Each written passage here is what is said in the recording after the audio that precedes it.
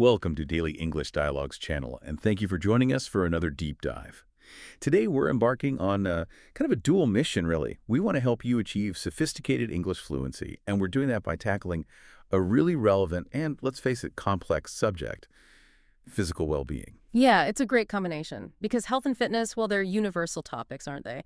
And they're just packed with, technical jargon, lots of expressive idioms, and also those nuanced conversational structures we all need. So we're drawing on advice from places like the NHS, it's the UK's National Health Service, and various health guides, even some real nutritionist dialogues. And the goal is to pull out the specific language that helps you move beyond just basic chat about exercise. We want you to be able to have a truly knowledgeable conversation about wellness. Exactly. That's the objective here. Equipping you with the, let's say, advanced vocabulary for informed discussion. I mean, this whole quest for health, it's just filled with descriptive language, isn't it? So we're going to unpack the terms that allow for that deeper, more nuanced communication. If you want to elevate your English while, maybe elevating your well-being too, this dive is definitely for you. So where should we start? Maybe right at the beginning with the essential words for fitness and activity. Sounds good. Yeah, the essential lexicon. Okay, so when we talk about moving our bodies, exercising, we need specific words, specific vocabulary to structure how we talk about it. Our sources really emphasize a core group, like a triad of phrasal verbs. These describe pretty much any intentional physical routine. Ah, the non-negotiables. Right. So we start with the main one, workout. That's the general term, yeah. That's the overall act, exactly. To train, to exercise. But then, how do we use language to talk about the different stages within that workout? Right. So we need the precursors and the follow-up. First, you absolutely must warm up. And this isn't just, a casual stretch. It's actually a critical physiological step. The language gets a bit technical here, but basically you're doing light exercises. The aim is to increase muscle elasticity and your core temperature.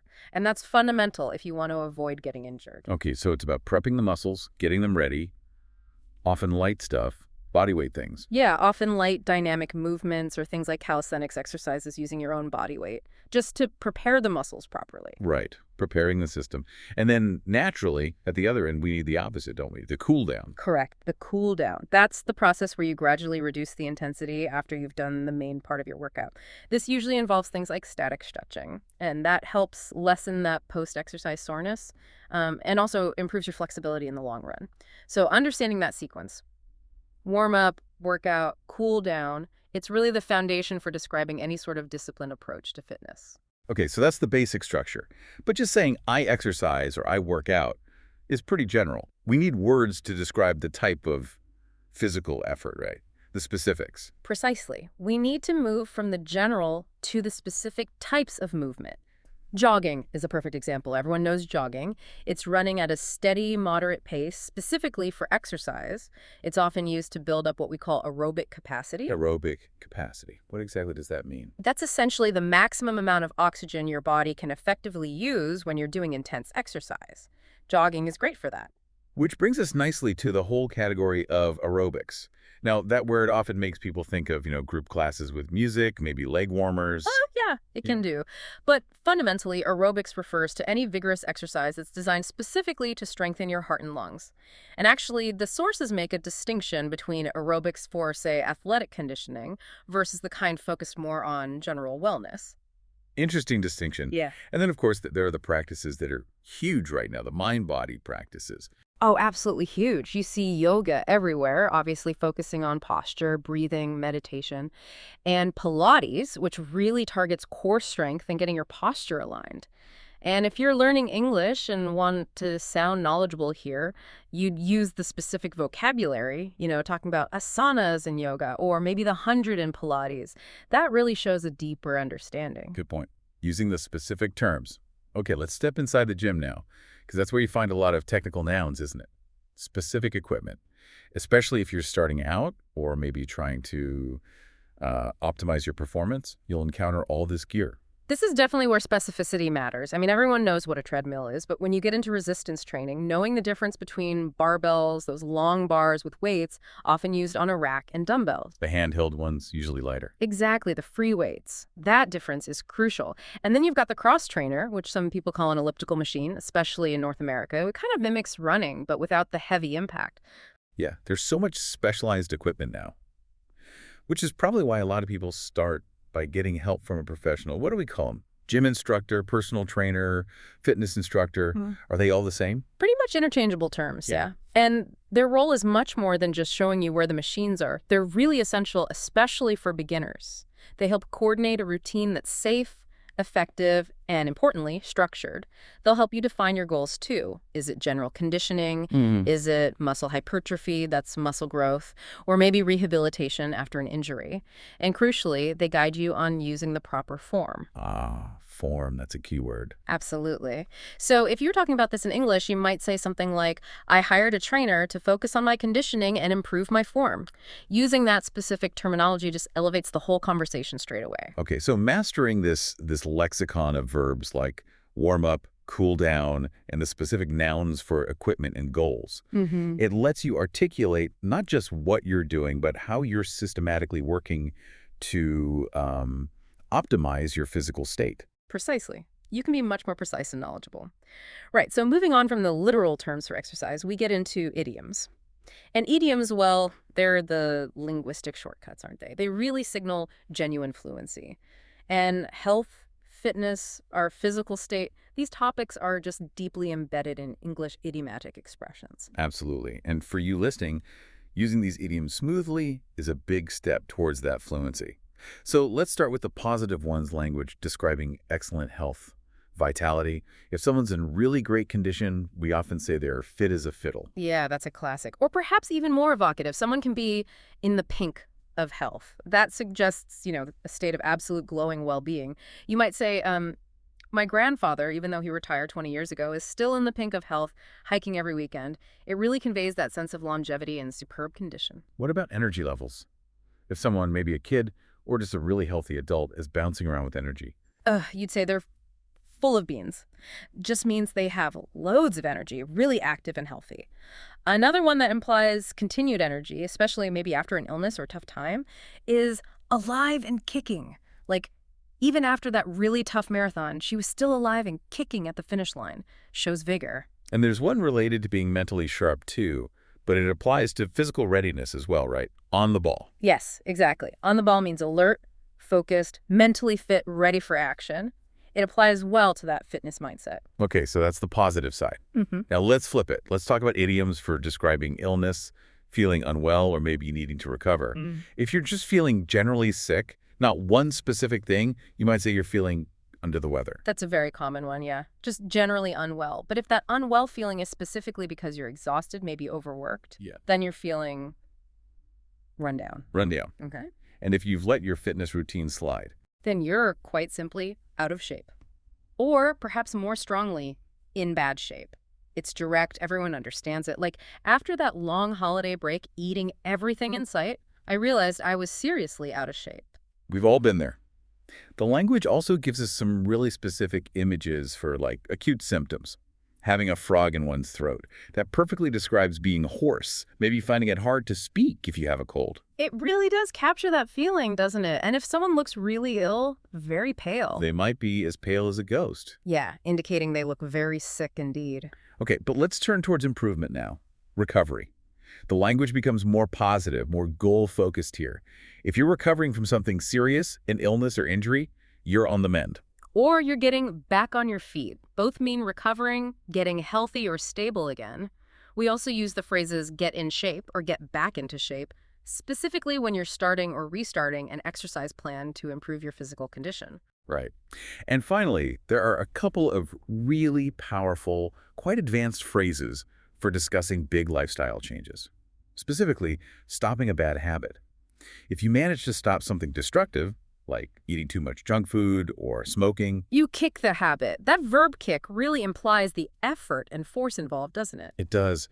And what if you stop that habit really suddenly? No gradual reduction, just stop. That's when you use the very striking metaphor. Yeah. You go cold turkey. This often applies to things people find quite addictive, maybe sugar, caffeine, smoking. You might hear, my doctor said my blood pressure was getting dangerous, so I decided to go cold turkey on salt and takeaways immediately. It conveys the intensity, maybe even the difficulty of that sudden stop. Wow. Yeah, that's a great range of idioms. Using those definitely adds the color needed to make conversations about health sound really authentic, really native-like. So we've covered the language of movement, fitness levels, condition. Now we need to tackle the fuel itself, nutrition. Right. Absolutely. The nutritional imperative. Okay, nutrition. Our sources, especially looking at the structure of the NHS's Eat Well guide, give us a pretty clear framework for thinking about a balanced diet. And the core idea, the fundamental distinction, is simple but really profound. It's the contrast between junk food and healthy food. Right. But define junk food for us. It's not just about counting calories, is it? No, absolutely not. Junk food is generally defined as food that's high in calories, yes, but also usually high in salt and sugar. Hmm. And crucially, it's low in essential nutrients, things like vitamins, minerals, fiber. Healthy food, on the other hand, is what sustains your body, supports all your cell functions, and actually helps reduce your risk of disease. And there was that really clear example in the source dialogues, wasn't there, about the consequences. A client was having real problems with acidity, stomachache. Yeah, and the nutritionist immediately linked it to what they were eating, specifically mentioning samosas and kachoris, that kind of market food that's often fried, high in oil, refined flour, classic junk food. And the advice was pretty direct, wasn't it? Very direct, stop the market food completely, commit to home-cooked meals instead. It just grounds the advice in something real, an immediate, manageable action rather than just abstract ideas. Yeah, practical steps. Now, the Eat Well guide itself, its power seems to be in its visual structure, that plate analogy. It makes it easier to remember, right? So if we picture our main meal on a plate, what should the proportions look like? This is probably the most crucial takeaway from the guide. Fruits and vegetables should ideally make up about half the plate, half your meal. Half. That's quite a lot. Why is so much emphasis? Well, the benefits are just huge. They give your body vital vitamins, minerals, antioxidants, and a massive amount of fiber. Okay, fiber. We hear that word a lot. Why is it stressed so much, beyond just, keeping things moving? Right. It's not just about digestion, although that's important. Fiber is fundamental for long-term health. It helps lower cholesterol, it helps control your blood sugar levels, and it's really critical for reducing the risk of certain conditions, like colon cancer. Plus, eating lots of fruits and veggies means you get lots of nutrients without overloading on calories. It's nutrient density. Makes sense. But we need to address that common mistake people make with the 5-a-day rule, especially concerning fruit juice, even the 100% pure stuff. Ah, yes, the fruit juice caveat. It's critical. No matter how much fruit juice you drink, it only ever counts as one portion towards your 5-a-day. Only one. Why is that? Because the juicing process removes most of the essential fiber. What you're left with is basically concentrated fruit sugars, which can cause your blood sugar to spike quite quickly. So a small glass is fine, counts as one portion, but you don't get more credit for drinking more. Okay, so what counts as a portion then, for fruit and veg generally? The guides are quite specific. It could be one medium piece of fruit, like an apple or a banana, or maybe 2 small plums, or a handful of grapes, about 80 grams generally. Got it. Okay, moving on from the fruit and veg half of the plate, what about the energy source, the carbohydrates? Right, starchy carbohydrates. These should aim to fill about 1/4 of the plate. They're the main fuel source for the body, especially for the brain. But, and this is a big but, there's a huge difference between different types of carbs. You mean whole grains versus refined ones? Exactly. We need to prioritize whole grains. Things like whole wheat bread, brown rice, whole grain pasta, potatoes eaten with their skins on. These release energy much more slowly and steadily because they still contain the fiber and nutrients. Refined carbs, like white bread, white pasta, sugary cereals, they've had the good stuff stripped out. They give you a quick energy burst, sure, but then often a crash. Okay, so whole grains for sustained energy. What about breakfast options? Cereals or porridge made with whole oats or other whole grains are really recommended as good breakfast choices. Right, so that's fruits and veg, half, starchy carbs, 1/4. What's the last quarter of the plate? That remaining 1/4 should be dedicated to protein sources. So that includes things like beans, pulses, lentils, chickpeas, fish, eggs, and lean meat. And why is protein so important? Protein is essentially the building block for your body. You need it for growth and repair of every single cell. Doesn't matter if you're recovering from a tough workout or just maintaining your body day to day, protein is vital. The guidance usually suggests aiming for 2 to 3 portions of these protein sources each day. Okay, so that covers the main plate visually. But there are other supporting groups too, aren't there? Dairy. Yes, dairy and alternatives. The aim here is about 2 to 3 portions daily. This group is really important for calcium and often vitamin D, which are crucial for healthy teeth and bones. And the strong recommendation is to choose lower fat options or alternatives fortified with calcium if you don't consume dairy, especially if you're managing weight or cholesterol. And what about fats and oils? They often get a bad rap. They do, but they are necessary, just in very small amounts. That's why oils and spreads are considered a supporting group, not a main part of the plate. The absolute key here is choosing the type of fat. Prioritize unsaturated fats, things like olive oil, rapeseed oil, vegetable oil spreads, rather than saturated fats like butter, lard, or ghee. Unsaturated fats are important for things like brain function and hormone production. Okay, use unsaturated fats, but sparingly. And finally, hydration. Seems simple, but easy to forget. So easy to forget. The standard advice is 6 to 8 glasses of fluid a day. Water is best, obviously. Low-fat milk and sugar-free drinks count too. But again, discipline comes in the limitation. Remember the fruit juice rule. Limit fruit juice and smoothies combined to no more than 150 milliliter total per day. Right, that 150 milliliter limit again. Now, what I found really interesting with how the sources connect all this nutritional advice, not just to general health, but specifically to routine. The timing of meals. They suggest quite specific times. Breakfast 8:10 a.m., lunch 12:02 p.m., dinner by 8 p.m. Why is that rigid timing stressed so much? Ugh. This is really critical for metabolic stability, and especially for something called glycemic control. Glycemic control, what's that? It basically means keeping your blood sugar levels steady, avoiding big spikes and crashes. Eating at regular intervals helps prevent those dips in blood sugar that can trigger intense hunger and lead to unhealthy snacking. For people with diabetes, this kind of consistent timing is absolutely fundamental for managing their insulin response. But even for everyone else, it helps maintain energy levels throughout the day, avoids that dreaded afternoon slump. And the walk after dinner. Yeah, that little recommendation, a short walk after your evening meal, is a small but surprisingly powerful habit. It aids digestion and helps your metabolism process the meal before you wind down for the night. Simple, but effective. Okay, so we've covered the what to eat, how to move. Yeah. But now we need to get into the really tricky part. Yeah. The how. How do you actually make these changes stick? The psychology, the physiology of sustainable change. And often, the first step is assessing if there's even a need for change, usually using clinical measures. Exactly. We often use metrics to diagnose health risks associated with weight. The main one people know is BMI body mass index.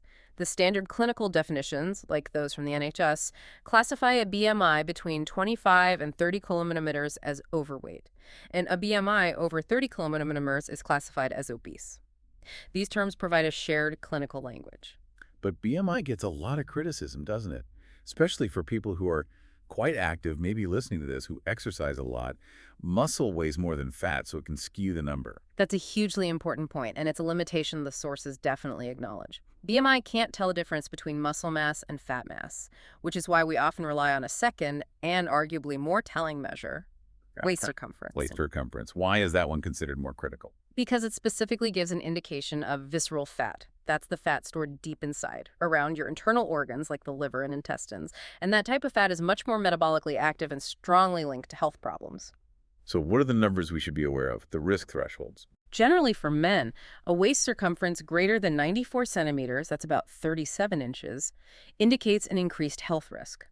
For women, the threshold is lower, greater than 80 centimeters, which is around 31.5 inches.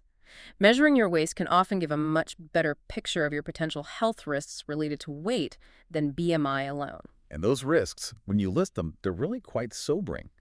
We might focus on how we look, but the health consequences of excess weight are serious. Things like increased risk of heart disease, high blood pressure, stroke, type 2 diabetes, even some cancers, infertility, joint pain. Decreased mobility, yeah. And it's not just physical. The sources really highlight the psychological impact to low mood, low self-esteem. Which brings us to that complex link between weight and mental health. Yeah. It seems to work both ways, doesn't it? It's profoundly bidirectional, yes. Low mood or depression can sometimes lead to overeating or making poorer food choices, what we call emotional eating, using food as a sort of coping mechanism. That, of course, can worsen weight gain. And then, conversely, feeling unhappy about one's weight or experiencing weight-related stigma can significantly damage self-worth, self-efficacy, and potentially worsen existing mental health issues. And we also have to consider external factors, like medication. Absolutely. It's important to know that some medications, including some used for mental health conditions, can actually increase appetite or affect metabolism, making weight management more challenging for some individuals. It's not always just about willpower. And cognitive issues, too. Yeah, things like dementia or significant memory problems can sometimes disrupt eating patterns. Oh. Someone might genuinely forget they've already eaten, leading to accidental overconsumption. Discussing these connections, understanding these complexities, shows a much deeper, more empathetic grasp of the health journey. It goes way beyond simple advice like eat less, move more. Definitely. Which leads us to a really fundamental point that challenges so much of the quick fix diet culture. The idea that starving yourself is basically futile.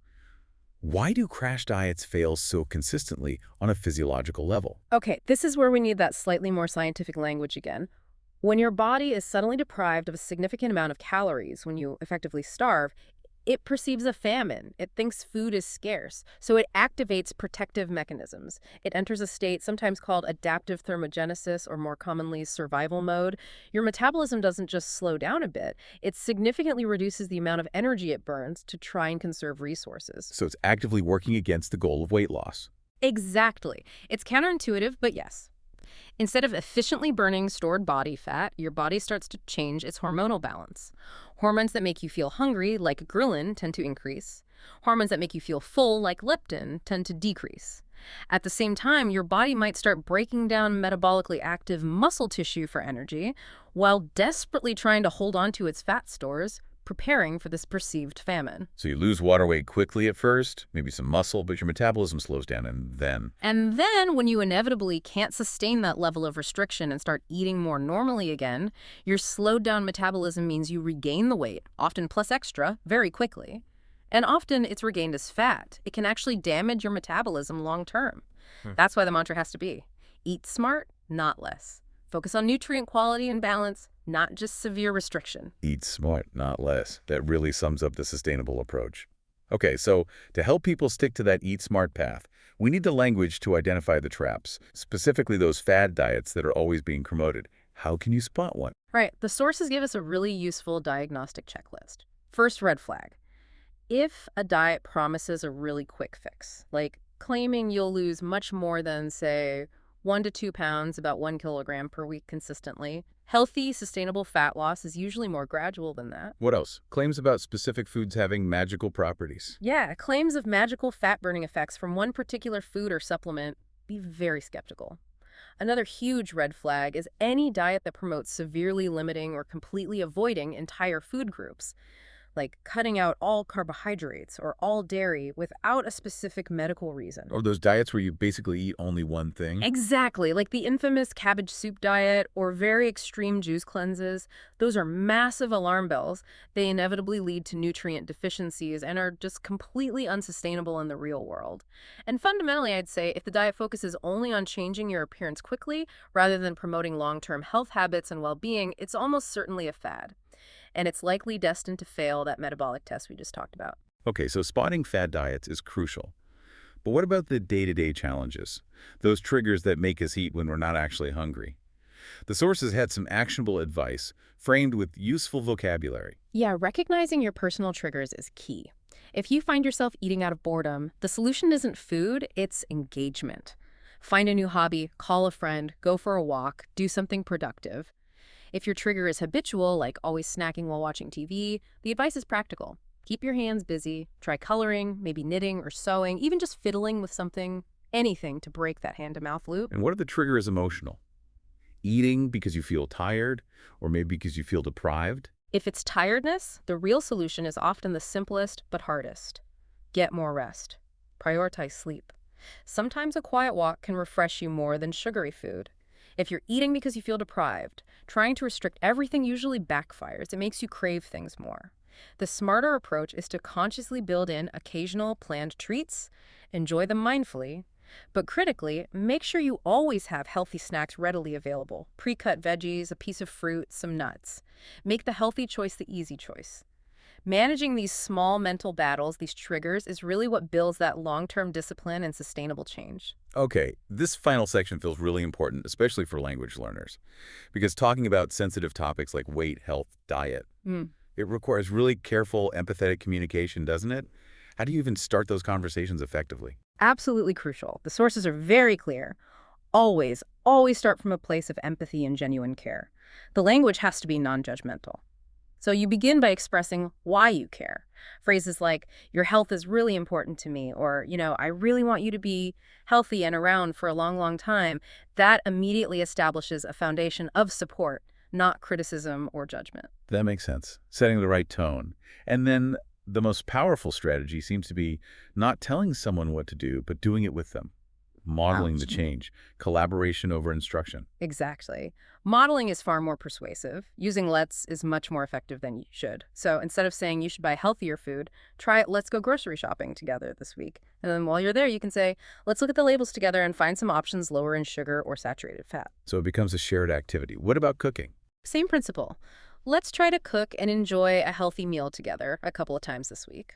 And then suggest simple, achievable things. Maybe a pasta dish with a homemade tomato sauce, a quick stir fry with lots of vegetables, grilled lean meat or fish. Keep it accessible. And even eating out, you can still use that collaborative approach. Definitely. Suggesting things like, hey, why don't we share this main course? Or how about we ask for half of it to be boxed up to take home right at the start?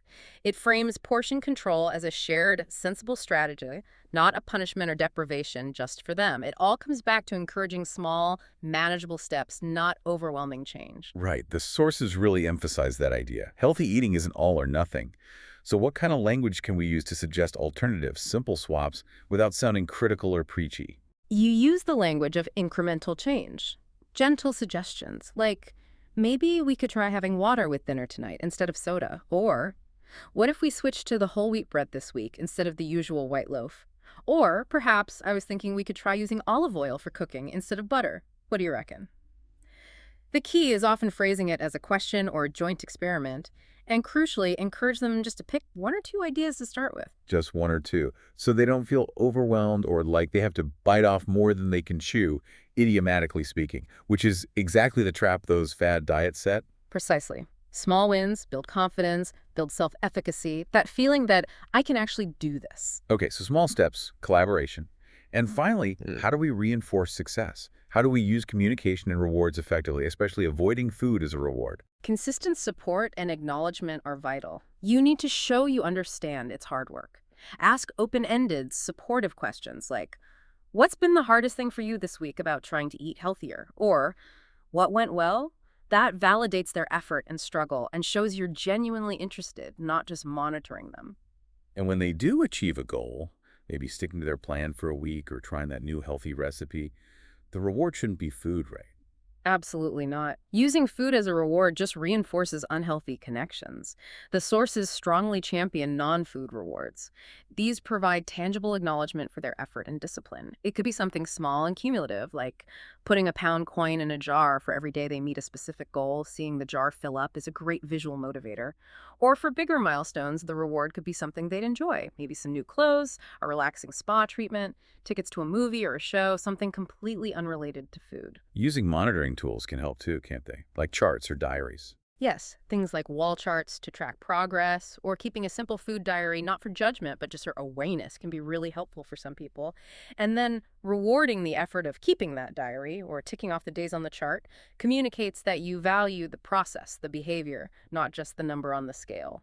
That makes a lot of sense. So this whole systematic approach, empathy first, then collaborative action, suggesting small swaps and using non-food rewards, it really models the kind of supportive, sophisticated communication needed for these sensitive but important conversations. Hashtag outro.